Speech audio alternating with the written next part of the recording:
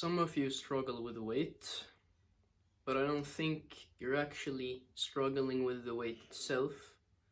It's probably your mental perception of being fat. Now, let's go over if it is good or bad to be fat. See, when it comes to overeating, the number one factor is being obese. And usually, this food that this obese person is consuming will be easy to consume. It'll probably be some form of fast food. And I believe that's the primary reason as to why disease is so heavily linked to being overweight. It's not the fat itself that is bad, it's what you're putting inside of yourself that's creating the fat and a bunch of other things. Sumo wrestlers, as an example, are fairly fat, but they're still healthy. In many cultures, it's very important to be fat, for women to be fertile and to resist the cold in many environments. Now, can fat actually be good? Can being overweight be beneficial? The answer is yes. See, toxins store in fat, and that's why a lot of toxins can be found in the brain, because it is 70% fat. If you're fat, then toxins will go to the fat instead of damaging your cells directly. That's why skinny people are more irritable and emotionally unstable, usually. So that's the first thing about being fat. It can protect you against the environment, and it protects you against toxins. Now, your mental perception of it, that's up to you. I would recommend this identification from the body, because it is not you, it's a vessel. That's it. You're not the vessel. You could say you're a part of it, but not really. Oh well, that's up to you. Now the second part, weight loss, weight gain, because some people are so obese that they can't move around and they can't do stuff, and other people are underweight and they need to gain weight. Or maybe they just think so. If you're at a healthy weight, then you don't really need to do that much. If you want to gain weight to look a certain way, then you have to think about that yourself. But I can tell you the secret to losing and gaining weight that I've observed in many people, and by extensively studying the effects of intermittent fasting, and because that goes into obesity as well, some parts of it, because obese people will not intermittent fast usually. Their eating window is very small, and then we can observe them to see the effects of intermittent fasting and how different appetite signaling and hormone signaling things are being altered in comparison to people who do intermittent fasting. So the secret is eating frequency. Let me say that again, because it sounded very bad when I said it. Eating frequency. So how often you eat. That is what regulates appetite and the hormones that will make you put on fat. Now, what makes you put on fat? Growth hormone, so insulin. And eating, even if it's a small meal, will send signals to build cells.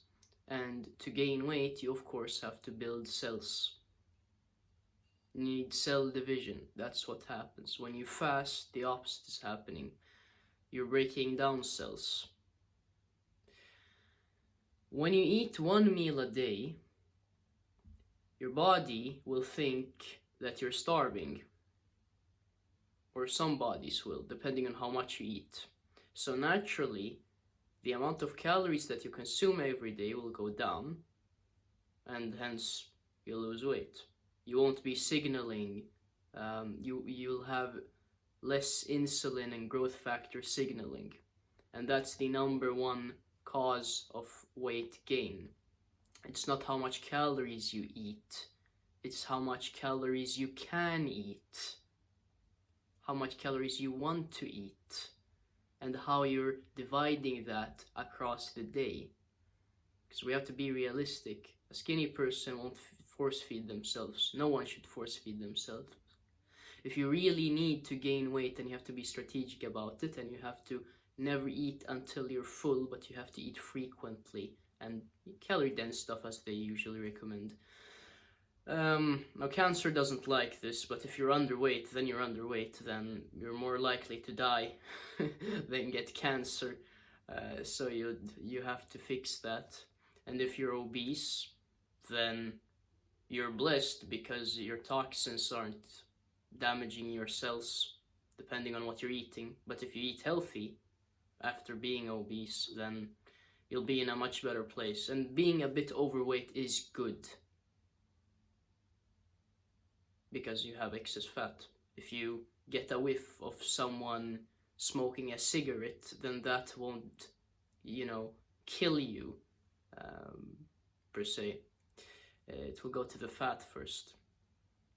So again, let's go back to the main point. Eating frequency. That's the number one secret. If you want to lose weight, eat 1 meal a day or fast. Because not only will you be consuming less calories, your hormone signaling will be suppressed. And if your hormone signaling goes down, ghrelin, the hunger hormone, will also go down. Your appetite will go down. You'll go into a fasted state, and your body will say, okay, we only need 1 meal a day, and we won't make you any hungrier than that, because that won't lead to anything. We don't have any food. It thinks. Doesn't know what's in the fridge. Doesn't know you have a fridge. It only knows, okay, things are getting in. That's the only input it's getting. And again, if you need to gain weight, divide your meals up. Don't eat everything in one sitting. Don't eat 1,000 calories in one sitting. Eat, now I'm full, or I don't want to eat anymore. Stop. Then when you think you can eat, or when you have a little bit of hunger, start eating again. And so on and so forth. That's it. That's how simple it is to gain and lose weight. Never force feed. That is not healthy. That's not good for your digestive system. And don't eat. You need to eat because you need to feed the bacteria. You're a bacterial organism. It feeds. Bacteria need food to multiply. You need to eat, at least for your digestive system, and then the rest of your body, of course. So you also need to eat, so don't fast too much. I'm a victim of this. Now I'm trying to gain weight again. But oh well, every experience makes you learn stuff. And I believe that is it. Of course, if you have any topics to suggest, then do so. That's why we have comments. And thank you for watching my videos. Every one of you have been supporting this channel. Over and out for now.